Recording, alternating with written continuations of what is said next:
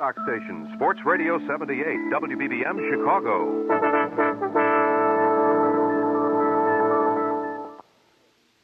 The CBS Radio Mystery Theater presents...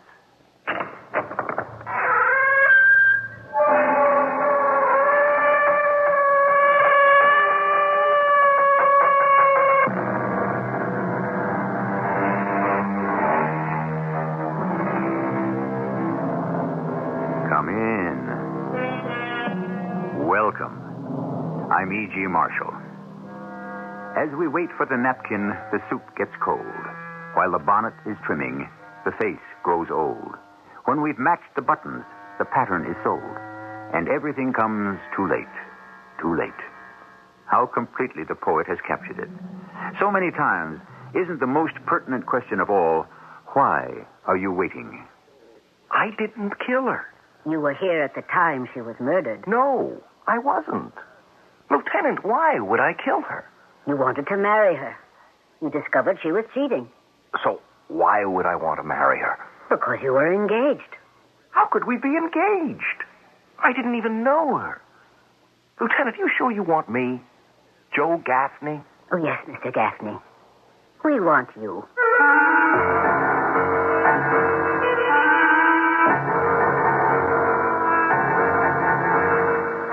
Our mystery drama, Pretty Polly, was written especially for the Mystery Theater by Sam Dan and stars Tony Roberts.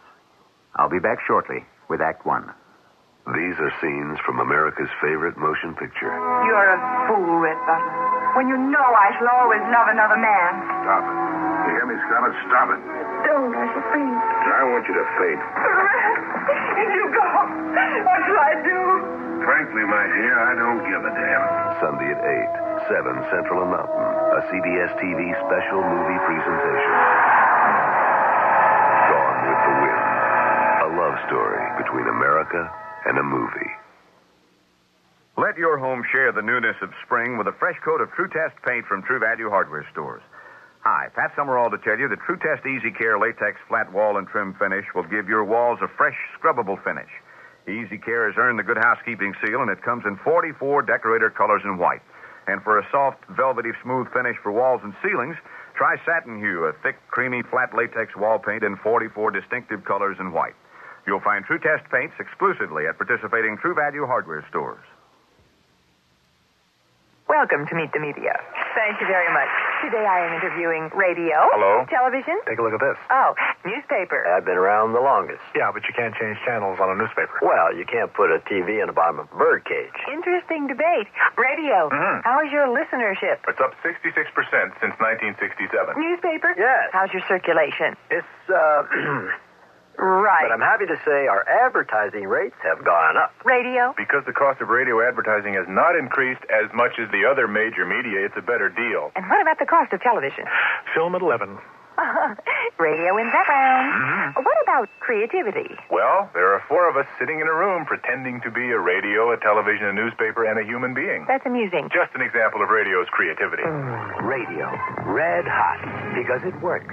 For the advertiser trying to fight the rising costs of TV and print. The Radio Advertising Bureau can send you more facts. This station can send you more customers.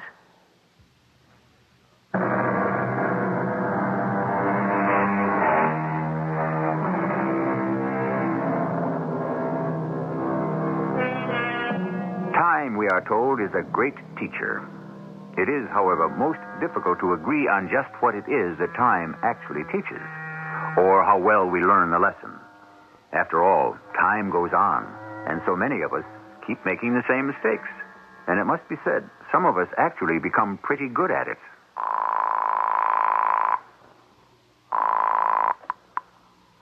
Mr. Stevenson's office? Yes, is he in? This is Mr. Gaffney. Sorry, Mr. Gaffney, he's in a meeting. I have his morning quotations for him. He said for you to call at about 10:30. Thank you. You're not Miss Meadows. No, Mr. Gaffney, my name is Polly Simmons. Oh. I'm Mr. Stevenson's new secretary. What happened to Miss Meadows? I don't know. Oh. 10:30 you said to call him. Yes, Mr. Gaffney. Thank you, Miss, Simmons. Polly Simmons. Yes, Miss Simmons.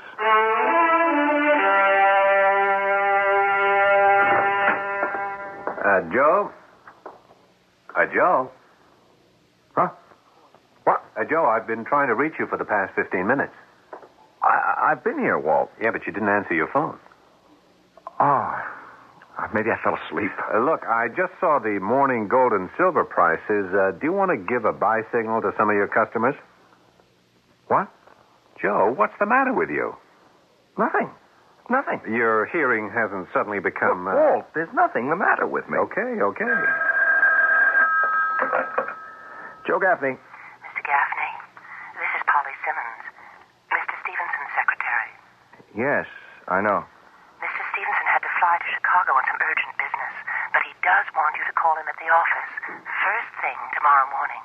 Yes, I'll do that. Thank you. Thank you very much, Miss... Simmons. You're quite welcome. Now, look, Joe, this could be just another swing of the seesaw. On the other hand, it could be the big move-up. Now, what kind of position do we want to take? Joe? Yeah. Joe, are you listening to me? There's something going on here. It's something very personal. I just don't want to talk about it. Do you mind? Look, I don't mind if we can just get down to the day's work. Now, what do you think? About what? What have we been talking about? Taking a position in gold or silver? Either? Neither? Both? Oh, I want to think about that. I should imagine you'd been thinking about it all morning. I'll get back to you. When? I have to make some calls, talk to some people within the hour. Just remember, Joe, if it's going to take off and our people miss the boat, they'll make us walk the plank. That's kind of a mixed-up metaphor, isn't it? Just as long as you get the point.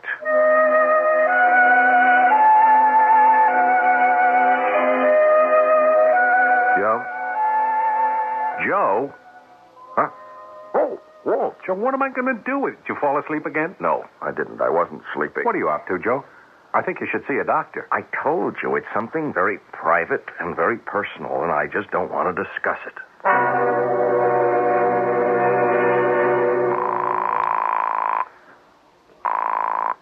Mr. Stevenson's office? Good morning, Miss Simmons. Mr. Gaffney, I was about to call you. And Mr. Stevenson isn't back yet. He isn't? No. They decided to go to Colorado. They want to inspect their ski resort. Oh, that's nice. Yeah. I wish I could have gone along. Oh? Do you like to ski, Miss Simmons? Love it. Skiing in the winter and sailing in the summer. That's my idea of heaven. Yeah. When he checks in, I'll tell Mr. Stevenson you called. Thank you, Miss Simmons. Not at all.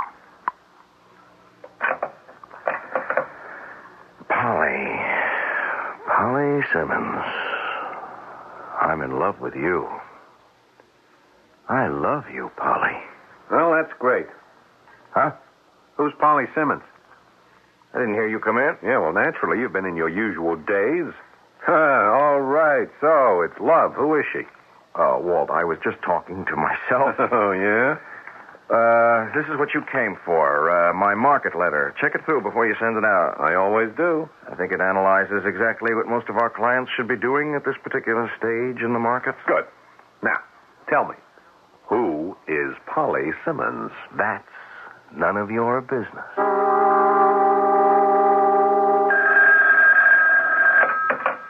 Walter Evans. Oh, I'd asked for Mr. Gaffney. Yeah, well, Joe Gaffney's out at the moment. May I help? I'm his associate. Would you tell Mr. Gaffney that Mr. Stevenson will telephone him from Colorado this afternoon at 4 o'clock? Sure will. Thank you, Mr. Evans. Thank you, Miss, Simmons. Polly Simmons. Simmons. Polly Simmons. Yes, Santa Claus, there is a Virginia. I mean a Polly. Now, what are you talking about? She's Ed Stevenson's secretary, eh? He's going to call you this afternoon. How long has this been going on? How long has what been going on? You and Polly. There's nothing going on. Oh, sure. Look, she only came to work for him the other week. Yeah, how long does it take? Walt, lay off, will you? Sure. You going to marry her? Okay, but you sat there and you said, Polly Simmons, I love you, and you love a woman and don't marry her, you'll regret it for the rest of your life. Yeah, but it's my life, isn't it? Look, I want you to be happy. Why? Because I'm your friend? Because I'm an idealist? No, not at all. It so happens that when you're happy, you're one of the best analysts on the street, and I make an awful lot of money out of you. You want to have lunch, Walt? How come you're not having lunch with Polly Simmons? I don't even know Polly Simmons. Joe, you're talking to an old soldier. I spoke to her on the phone yesterday for the first time, and I fell in love with her voice. If you laugh, I'll punch you in the mouth. No, who's laughing? And that's it. Don't tell me it can't happen. Anything can happen.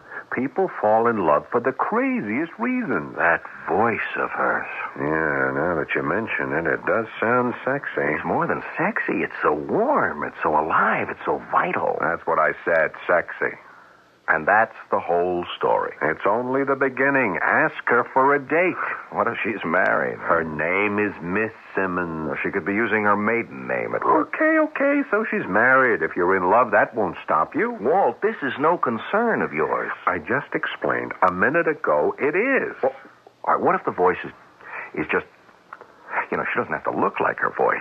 She could be an old hag. You can always come up with a million reasons why not to do something. Don't knock it. That's how I made you rich. Yeah, but this is different. Do you or don't you want to go to lunch?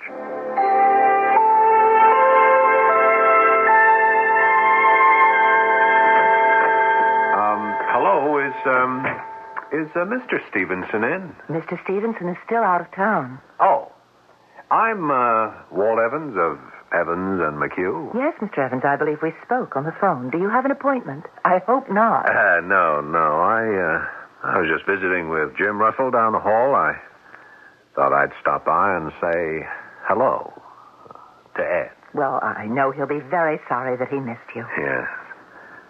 Whatever became of Miss Meadows? She left to get married. Miss Meadows? Yes, that's what I've been told. Miss Meadows, if she could get married, there's hope for everyone. Even for me? You mean you're not married, Miss Simmons? I'm afraid not. How is that possible? Oh, I suppose it's because no one ever asked me. I can assure you, Miss Simmons, if I weren't married, I'd ask you myself. And I should consider it. Very seriously. My boy, she's beautiful, she's single, and she wants to get married. Who? Don't act dumb, Joe. Don't pretend. I saw her. I spoke to her. If you don't marry her, I'll divorce Dottie, and I'll marry her myself. Walt, I wish you would mind your own business. I'll say it again. This is my business. We spoke, Polly Simmons and I. Look, she's somewhere in between 25 and 30. She has long black hair. She has flashing black eyes. She has a complexion that makes you think of milk and honey. She's tall. She's slender, graceful. The gentle curves of her body seem to float within a dress. I never heard you talk like that. I have never seen anyone like Polly Simmons. And she's single. She looks like that and she's single? How's that possible? And she wants to get married. Well? Well, what? What are you waiting for? Ask her for a date. Okay. You had raised some entirely legitimate objections. She could be a dog. She could be married, and so on and so forth. These have all been put to rest. Your move. I don't know. Look, Joe, I went to a certain amount of trouble on your account. I didn't ask you to. What is a friend? Someone who doesn't wait to be asked. Walt, what'll I do if she turns me down? How could she turn you down? Look, I've never been very successful with women, Walt. Yeah, you know why? Because you're always so negative about yourself. You're constantly examining yourself for flaws, for shortcomings. The basic qualities that make you a terrific market analyst work against you in your personal life. Well, I can't help that, Walt. You listen to this voice on the phone, this glorious voice so filled with promise, and you treat it like a prospectus from a company that's out to sell stock. Where are the problems? I've just investigated for you. There are no problems. Yeah, maybe not with her, Walt, but there are with me. What problems are there with you? I'm not an exciting guy. Joe, she's got enough excitement for both of you. I can tell so much from her voice. She likes to go out a lot. She likes to have fun. Well, what's wrong with that? Well, I'm a quiet guy. Well, basically, that's what most girls want. I can tell, Walt. It wouldn't work out. I wouldn't even know how to ask her. Oh, what's there to know? Get her on the phone. Come on. Now? That's how they used to teach Indian babies how to swim. They threw them in the water. Pick up the phone. Okay, now, dial Ed Stevenson's number. Go on, go ahead. Walt, I don't know if I should. And when she answers, say, Polly, how about dinner this evening? But... Mr. Stevenson's office? Miss Simmons, this is Mr. Gaffney. Yes, Mr. Gaffney. It should be Polly. Come on, throw the baby in the water. I was wondering if Mr. Stevenson might be reached earlier. No, Mr. Gaffney, I'm sorry he can't be. Oh. Was there anything else? Now, Joe, now. No. No, I don't think so. Goodbye, Miss Simmons. What am I going to do with you, Joe? What am I going to do? You'd be surprised, but that will be the business of Act Two. Along about now, some of you vintage listeners are asking yourselves, what have we got here? One of those soft, sweet, tender little love stories? When is someone going to get killed? Patience, friends. Patience. If you use a long-lasting nasal spray, you ought to check the package. If it has a big 12 on it, you're getting the longest-lasting relief you can get. You're using Duration nasal spray. Duration is different because Duration has the longest-lasting nasal decongestant. So Duration gives you up to 12 hours of relief. That's up to 2 to 4 hours longer relief than most other long-lasting nasal sprays. Look for the nasal spray with the big 12 on it. Duration. The proof is on the package. The package with the big 12 on it. For occasional use only as directed. Hey, let me get the check. Where'd you get the extra bucks? The Buck-A-Bundle insulation refund from Certainteed. Buck-A-Bundle? Yeah, buck back on every bundle of Certainteed fiberglass attic insulation. Up to $40. Some savings. That's what I was after. Was it a tough job? No, it was easy. I'm going to do it now while I can save. Thanks for lunch, and thanks for the tip. Get your attic insulation and extra bucks now. The Buck-A-Bundle insulation refund, only from Certainteed. Details at your building materials retailer. Hi, this is Andy Williams. I learned about the importance of donating blood when my mother became ill. Although most people could qualify as donors, many have not donated blood because they have not personally experienced the need, either for themselves or for those they care about. Presently, over 30,000 pints of blood are required in the United States every day, and the need is increasing. The balance between supply, demand, and human life depends on you, the public. Donors often respond when there is an emergency or a disaster, but blood of every group and type must be available at all times. Blood banks depend on people who are willing to give to meet the day-to-day blood needs. Donate today at a blood bank in your community. Blood is life. Let's keep it running. A public service of this station and the American Association of Blood Banks.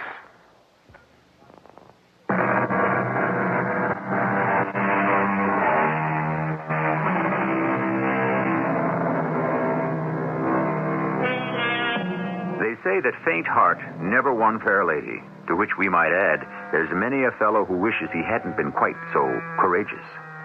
But here we have the basic ingredients. We have the fair lady, Polly Simmons. We have the faint heart, Joe Gaffney, and now we shall permit nature to take its course. You got to do it, Joe. Walt, why is it your affair? Affair. It should only be your affair. I don't interfere in your personal life. That's because you don't have to. I'm perfectly capable of making all the right moves myself. Will you please let me alone? It's a sin and a shame that someone as beautiful as Polly Simmons should just go to waste. I'm sure she has enough boyfriends. Yeah, as far as you're concerned. Why don't you mind your own business?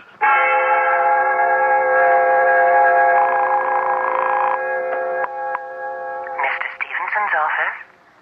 Good morning. morning, Miss Simmons. Good morning, Mr. Gaffney. Oh, you recognize my voice? Yes, it's quite distinctive.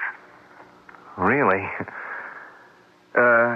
Is Mr. Stevenson in? They're at a budget meeting this morning. Shall I ask him to return your call? No, I'll try him again later. Yes, Mr. Gaffney. Miss Simmons. Yes, Mr. Gaffney. It wasn't really important.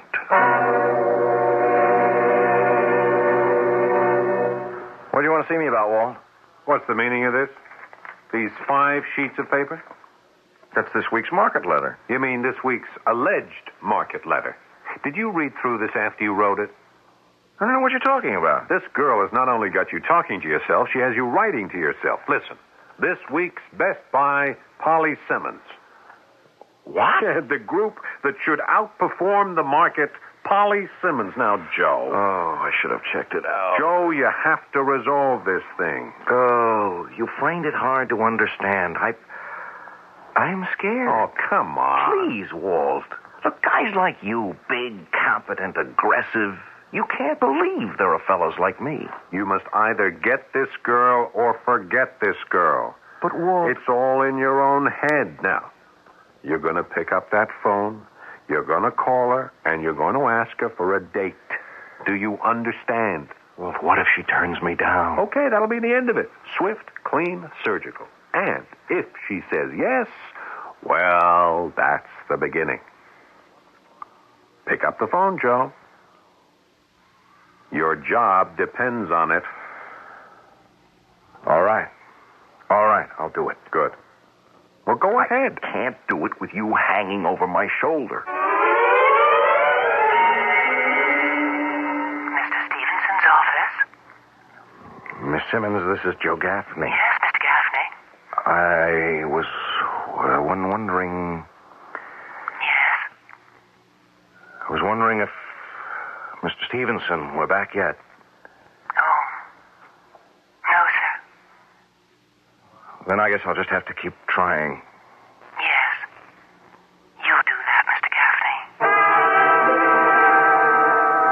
Well? We have a date. Good. You see, you keep listening to your old Uncle Walt. So, tell me, what did she say, huh? What did you say? I just said, Miss Simmons, would you like to have dinner with me tonight? Miss Simmons, huh? Well, I don't know. Maybe I said Polly, and she said, yes.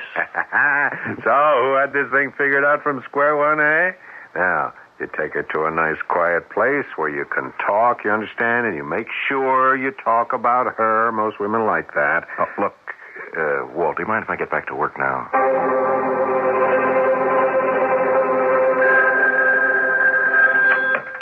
Joe Gaffney. Good morning, Mr. Gaffney. Oh. Good morning. Mr. Stevenson would like you to send him an up-to-date copy of his portfolio with a list of suggestions. Certainly. Thank you. Miss Simmons, are you all right this morning? Does it show? I beg your pardon? I was out rather late last night. It was quite a... I shouldn't say brawl, but none of us was feeling much pain. Oh. And I'll sure be glad when this day is over. Joe? Oh, hello, Dottie. Walt's out with a client. I know. I came here to see you. Me? Tell me, are congratulations in order? For what? Oh, Walt told me all about her. About who? Well, really, Joe, how many of them are there? Polly. Oh, Polly. Walt tells me you've been going steady with her for almost 3 months. Is it still called going steady? Look, Dottie. I can't tell you how happy this makes me. What is it with you married people? You're always trying to get everyone into the same boat you're in. Oh, now you need a wife, Joe. You're lonely. Repressed. Hey, what is all this? Well, that is, you were. Look at yourself now. You've got a new self-confidence. That's what a woman's love does for a man. I'm glad to hear it. Is there going to be a wedding? Now, Dottie, Well, it's fashionable today, I suppose, to laugh at that piece of paper. But in the long run, your relationship can't really go anywhere without it.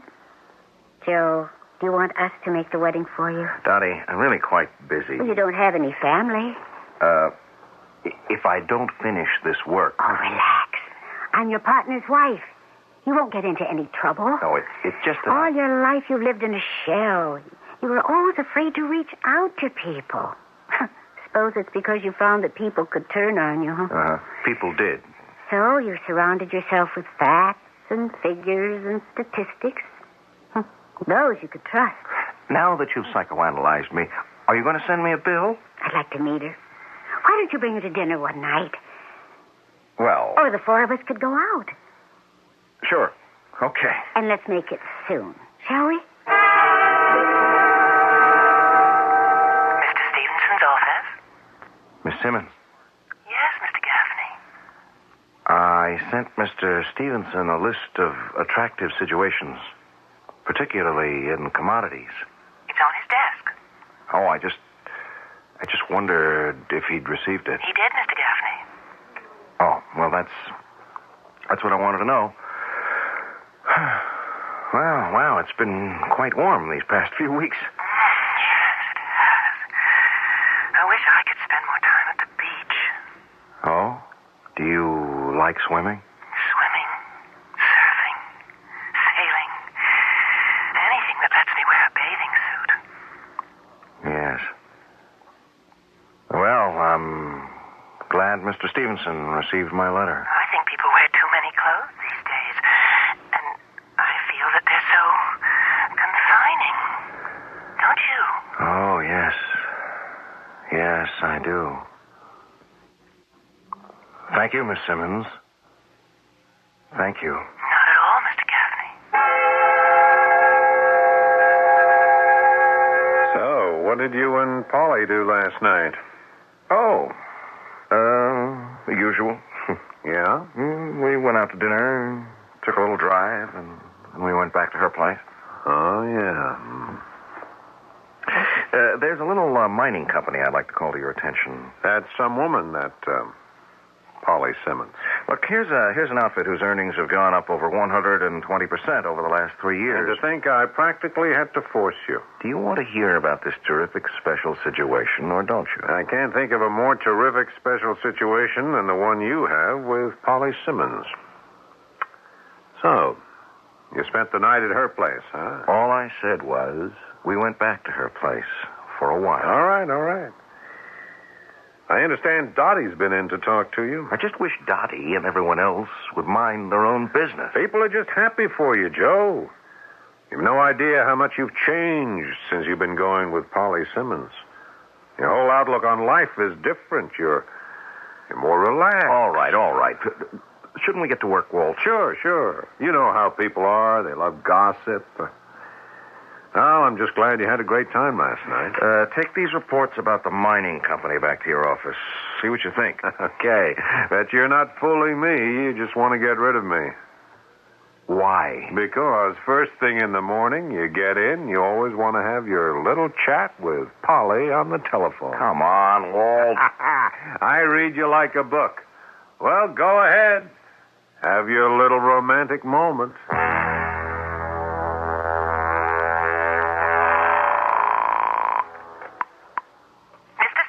Office?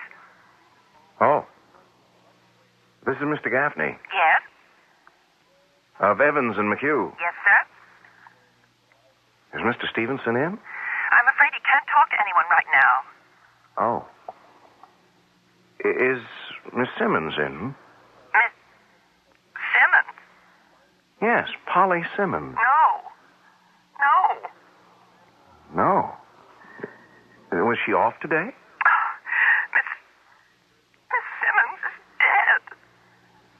What did you say? I suppose it'll be on the radio news any time now. The police just found her body. She's been murdered. You can't be serious. The police are here now. They're talking to Mr. Stevenson. She's dead? No. She can't be.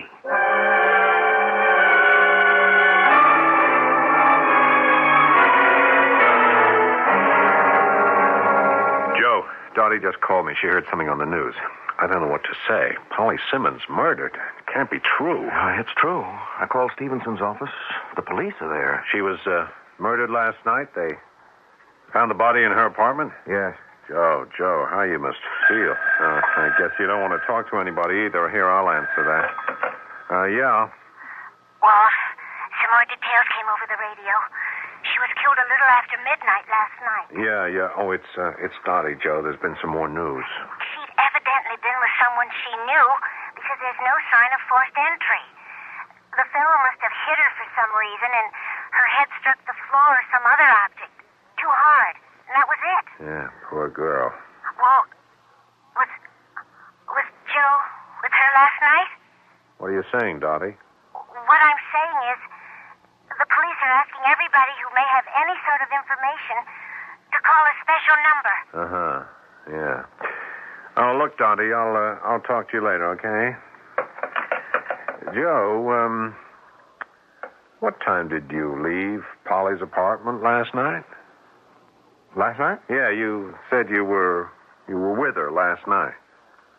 Oh. So, what time did you leave? Well... Police say she was killed around midnight. Oh.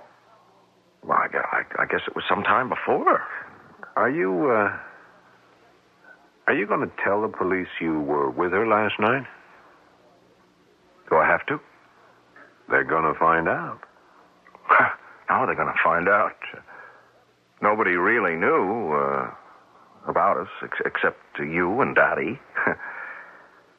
And would you or Dottie... Would you tell the police?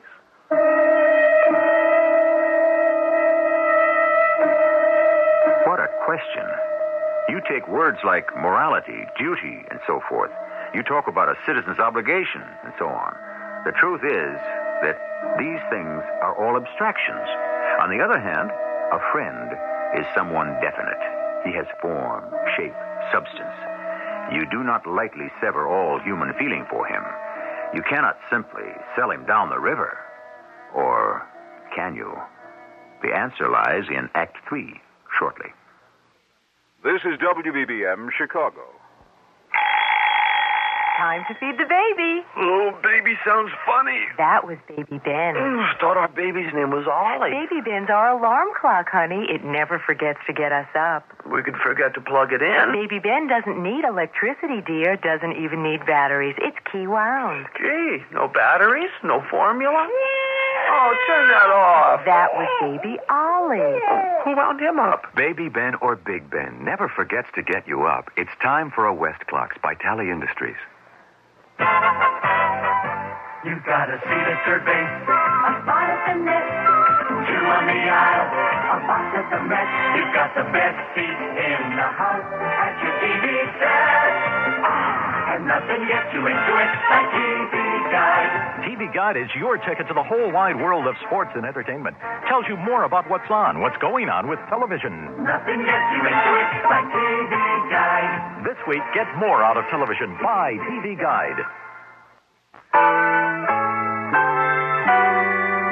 Now you can see more of America for less with Delta Airlines Unlimited Mileage Fare. It's easy and uncomplicated. You fly to as many Delta cities in America as you want, and to Bermuda and San Juan. Takes 7 to 21 days, all for an unbelievable $567 per person when two people travel together, or $777 when you travel alone.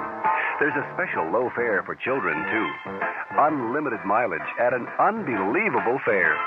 Don't leave a stone unturned or a place untraveled. Delta's unlimited mileage fare is an unusual opportunity for an unforgettable experience. Get the details on advance reservations and limited seating from your travel agent or Delta. Now, Delta is ready when you are, with an unbelievable, unforgettable, unlimited mileage fare for as little as $567. That's unreal.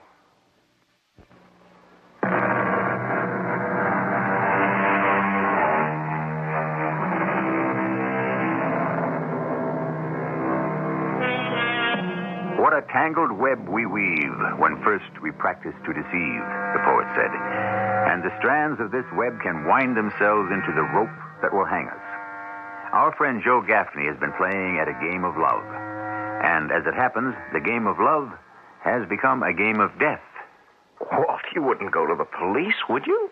Did you kill her, Joe? What are you saying? You were with her last night.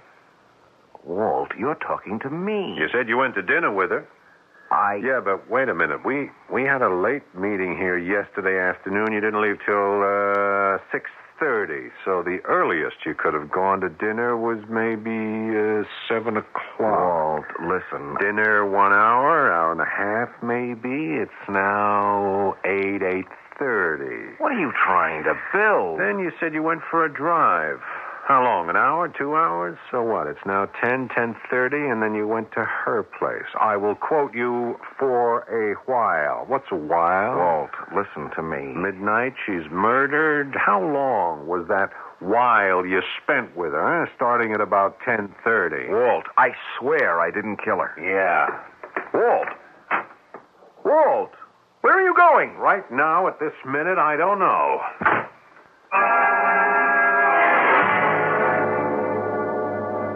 He was there, Dottie.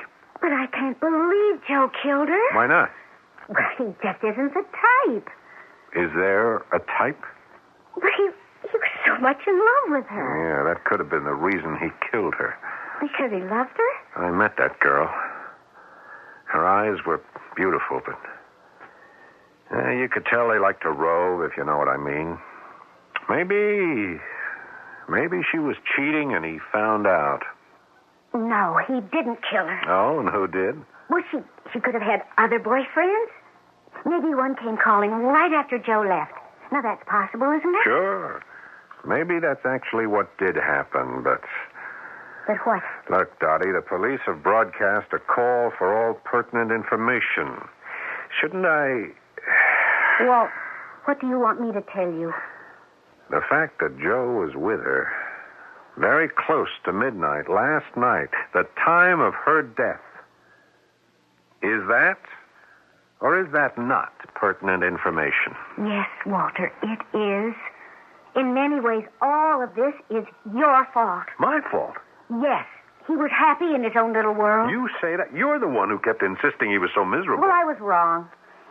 That is, if being miserable made him happy, who were we to interfere? You were the one who kept... Well, you practically forced him to start going out with her. Did I know it would end like this? Well, that's beside the point. If it hadn't been for your insistence, that girl would be alive today. Or if someone else had killed her, Joe wouldn't be involved in it. Dottie, the fact is... What? I don't know. I just don't know anymore. I wish I did. The problem is, it just isn't clear-cut. No, you're wrong, Dottie. We're the ones who aren't clear-cut. You and I. We have a duty as citizens. And that is the bottom line. Oh, I know. And we have some very good reasons to shirk that duty. Reasons like friendship, loyalty, so on. I understand. But the collective morality of the city is the sum total of the individual moralities of all its citizens. Oh, Walter, do it or don't do it, but stop moralizing about it.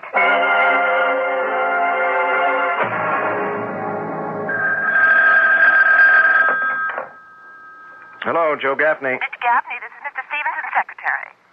What? But Mr. Stevenson's secretary is dead. Oh, I'm sorry. I should have said his new secretary. Oh. Did you know Miss Simmons very well? Yes, I knew her. Mr. Stevenson wants more information on that mining stock. Mr. Gaffney? Oh. Yes, I'll send it by messenger right away. You all right? What did you say, Miss... Smith, Dolores Smith. Yes. I guess it's remarkable how life just goes on. We don't even pause. Oh, well. There's no sentiment in this business. Or any business. Well, I don't know, Mr. Gaffney. Some people are capable of sentiment. Oh? Do you know any? Well, I guess there's me, for instance. Really? Well, you must be a very unusual young lady, Miss, Smith. Dolores Smith. You say you weren't there at about midnight last night. Yes, Lieutenant. But you told Mr. Walter Evans. I know what I told him. It would have looked better for you if you'd come forward with this information voluntarily. What information? Oh, regardless of the time, you should have told us that you'd seen her last night. But I didn't see her last night. Mr. Walter Evans says... Forget what I told Walter Evans. I can't see how that could work. The DA won't want to forget. I don't think the jury will either. Lieutenant Marker, the truth is, I never went anywhere with Polly Simmons. I don't even know what she looked like. Do you know what you're saying? Lieutenant, let me tell you the whole story. Let me begin at the beginning.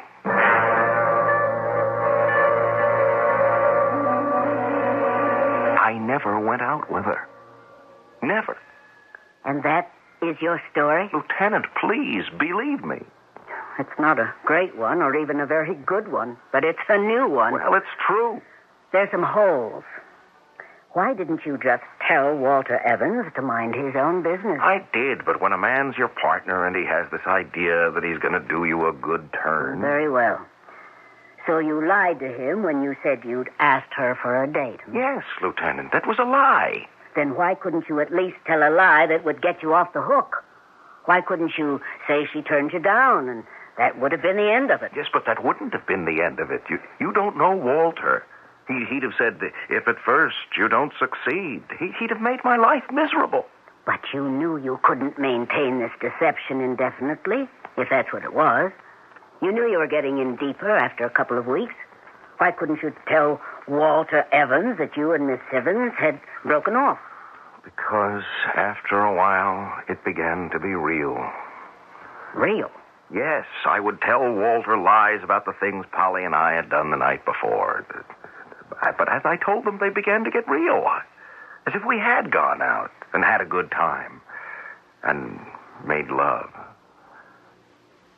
You think I'm crazy? Please continue, Mr. Gaffney. I felt just wonderful. I was finally someone who appealed to women, and as we would walk down a street or sit in a restaurant or whatever, this was all in my mind, you know. Why didn't you ask her for a date on the phone and make it real? Because if she turned me down, it would have been the end of everything. Why are you so sure she'd have turned you down? Oh, well, look at me, Lieutenant. I'm not so hot looking. I don't have $1 million. I mean, what would she want with me?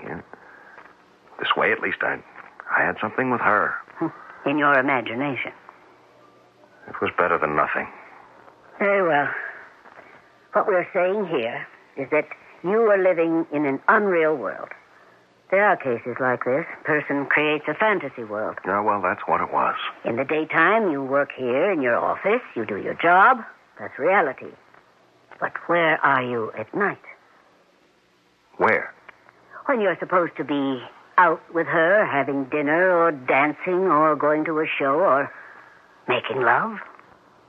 Where are you? I don't know. Home, I guess. Can you be sure? Do you really know? Is it possible you're not somewhere around her apartment house, watching for her? Maybe on this night you see her come home with another man.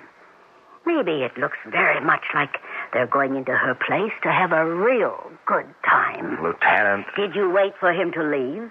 Did you go up there afterwards, furious and a feeling of betrayal? Did you start to hit her? And did she fall down and strike her head? No. No?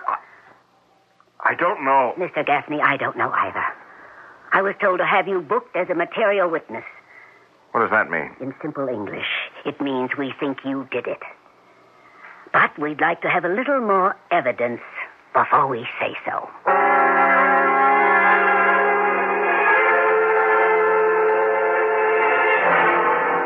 I'd rather you didn't see me in a place like this, Walt. It's all right, Joe. No, it's not all right. It's a cell. It's a prison cell. We're going to have bail set for you. Did I really kill her, Walt? Joe, who knows? I don't know what to believe anymore. Was I actually going out with her?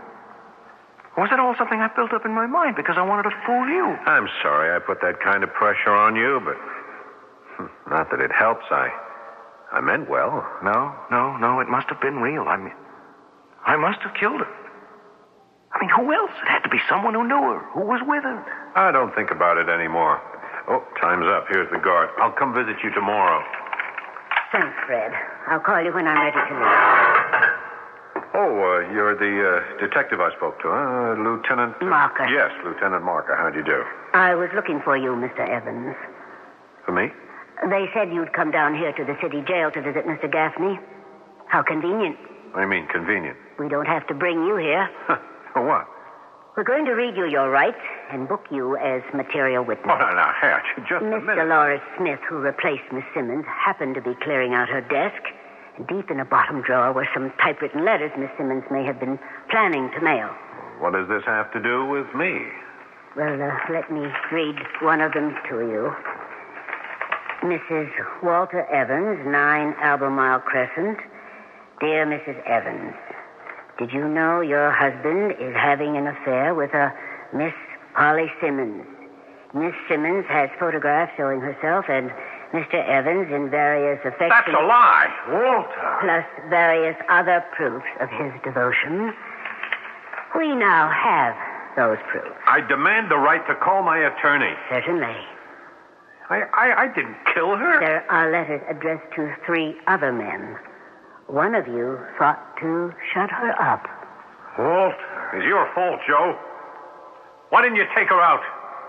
How could I just let someone like that go to waste?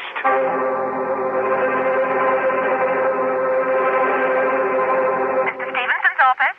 Miss Smith, this is... Oh, yes. I know. Mr. Gaffney. I want to thank you for... Well... Oh, I was just cleaning out her desk, and well, it was my duty to go to the police, wasn't it? Yes, of course. I want to thank you. Mr. Gaffney, do you mind if I say something? You have absolutely the most terrific voice I ever heard in all my life. What? I'm speaking out of turn. No. Go ahead. If you're anything at all the way you sound, you must really be something. How'd you like to find out? Have dinner with me. Tonight.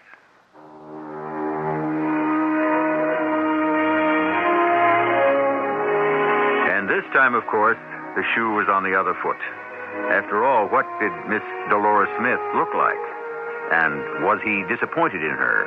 Was she disappointed in him? I can't say, but I do know that you won't be disappointed if you wait for me to return. Some job, standing all day, and now I've got hemorrhoids. Better not neglect them. I was hoping they'd go away. When I get a flare-up, Preparation H often gives me fast temporary relief from pain and itch. You have hemorrhoids? Lots of people do. But Preparation H even helps shrink swelling of hemorrhoidal tissues caused by inflammation. I'll try Preparation H tonight. Good morning. Ready for the big sale today? Thanks to Preparation H. Preparation H relieves pain and itch, even helps shrink swelling. Use only as directed. Hi, I'm Charlie Daniels, and I'm very concerned about hunger in our world. Every minute, 21 children die because they don't have enough to eat. There is enough food to go around for everybody. What's needed now is for each of us to care enough to get involved in this issue. Now, I know you care. What can you do? Write politicians about your concern and support hunger organizations. Thank you. For further information, write Impact on Hunger, 145 East 49th Street, New York, 10017.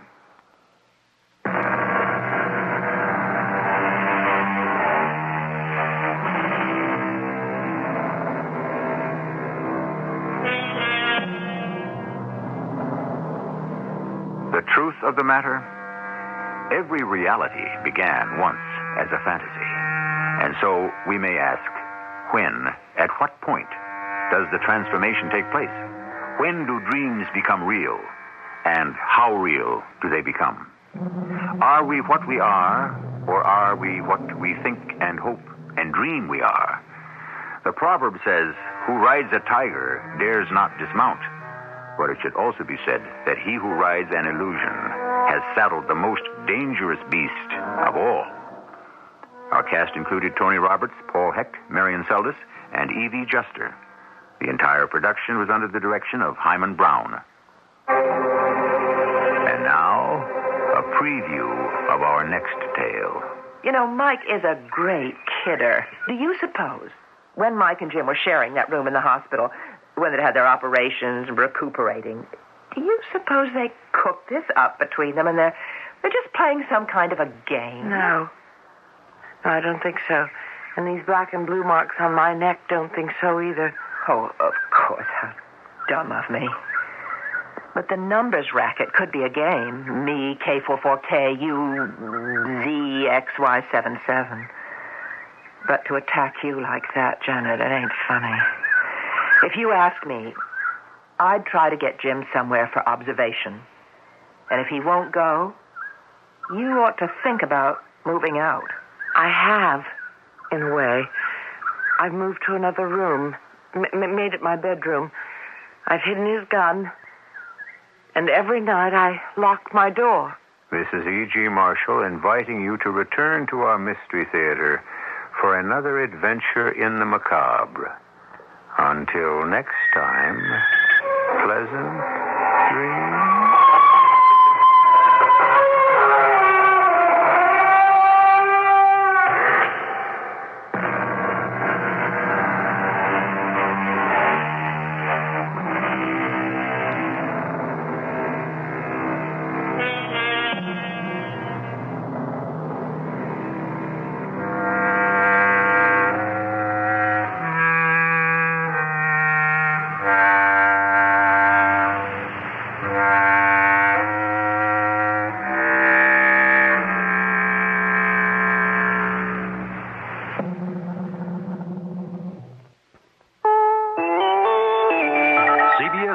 The Senate Budget Committee hangs up its axe for the night after chopping more than President Reagan has asked. I'm David Jackson reporting on the CBS Radio Network. The president didn't get everything he wanted from the committee, but he got most, and in some cases more, as Jacqueline Adams explains. All told, the Senate Budget Committee has approved more than $35 billion in spending cuts, almost $2.5 billion more than the president requested. But late Wednesday afternoon, at the urging of conservative Republican Senator Orrin Hatch, the committee voted to restore over $1.5 billion in 1982 and 1983 to programs for the handicapped, unemployed youth, elementary and secondary education. I wish we could support all the other programs, and I felt strongly the other night that NSF probably should be beefed up somewhat. I'm a strong supporter of the arts and humanities. Haven't decided yet. But this, we feel, is probably the minimum we can get through the committee. In its final action of the night, the committee restored $224 million the president had wanted to cut to a nutrition program for pregnant women and infants. The committee will meet again in the morning and hopes to complete its consideration of the president's budget cut proposals by noon. Jacqueline Adams, CBS News on Capitol Hill. More news coming up. Saturdays on CBS Television. Don't miss the fun and games at Flo's Yellow Rose. She's one of a kind, and with a lady like Flo, anything can happen, and does. She's a lover and a fighter and a whole lot of fun. It's her, some Aberdeen's ideal woman. She's every cowboy's favorite kissing cousin. But when the grits hit the fan, watch out. Join the laughs at Flo's Yellow Rose on Flo, Saturdays at 8:30, 7:30 Central and Mountain on CBS Television. Only Bayer. Bayer aspirin. Bayer, of course. Ask mothers, which is the only pain reliever you'll need in your home this colds and flu season? And the answer from millions would be... Bayer, of course. Bayer, because the whole family can use it. Bayer, because nothing else, short of a prescription, can do more for the aches, fever, and sore throat pain. Remember, rest, fluids, and all you need is... Bayer. Only Bayer. Bayer aspirin. Use only as directed. Secretary of State Haig sums up Soviet interests in Central America, saying, in effect, 1 down, 1 in the works, and 2 to go. Nicaragua, he told Congress, was phase 1 of a Soviet plan to dominate the area, a phase completed with the leftist takeover there. Phase 2, Haig says, is El Salvador, and he wants continued U.S. military support of the junta there. Haig claims the Kremlin has a 4-point hit list with Honduras and Guatemala next in line, and he says the U.S. must stand firm against that Kremlin strategy. The State Department is praising what it says have been recent improvements in the human rights situation in Argentina. And one official says by the end of this week, Congress will be asked to at least partially repeal the U.S. ban on weapons sales to that country. The word comes just a day after Argentina's Nobel Peace Prize winner, Adolfo Pérez Esquivel, a human rights activist, said things there are getting worse. The judge presiding over the Carol Burnett libel suit against the National Enquirer has ruled that the Enquirer is a magazine, not a newspaper, and so is not covered by California's retraction law. That law says newspapers are protected from libel suits if they retract articles in question. So in the Burnett case, the Enquirer's retraction of the controversial story about the entertainer will not provide an automatic defense. More than 14,000 coal miners have now joined wildcat strikes, shutting down mines in 7 eastern and midwestern states. Still, the National United Mine Workers Union says those miners should get back to work. No strike, says the UMW, until the current contract expires March 27th. A strike then appears inevitable, but there is word that the UMW is trying to revive negotiations to head off a full-scale walkout. White House News Secretary James Brady says the administration is monitoring the coal negotiations, saying a coal strike would be a serious matter, but he says there are no plans right now for the administration to become directly involved in the labor dispute. CBS News will continue in a minute. Shine it up, shine it down, spread that glass, plus shine around, shine all around. If I've got to clean, I want something to show for it. I clean with Glass Plus and show off the shine. Windows to chrome, plus a whole lot more. Look anywhere in my house. There's a shine all around. Shine it here, shine it there. Glass Plus shines up everywhere. It shines glass, plus a whole lot more. Hey, let me get the check. Where'd you get the extra bucks? The Buck-A-Bundle insulation refund from CertainTeed. Buck-A-Bundle? Yeah, buck back on every bundle of CertainTeed fiberglass attic insulation. Up to $40. Some savings. That's what I was after. Was it a tough job? Nah, it was easy. I'm going to do it now, while I can save. Thanks for lunch, and thanks for the tip. Get your attic insulation and extra bucks now. The Buck-A-Bundle insulation refund, only from CertainTeed. Details at your building materials retailer. 2 lava flows from Sicily's Mount Etna volcano have split into 3, one of which is stalled within a half-mile of Randazzo, population 12,000. Soldiers are standing by for possible evacuation duty. Another lava stream is approaching a river which feeds an electric generating plant. It could cut off the water and shut down the plant. So far, no one's been hurt from this eruption at Etna, but some vacation homes and vineyards have been destroyed. David Jackson, CBS News.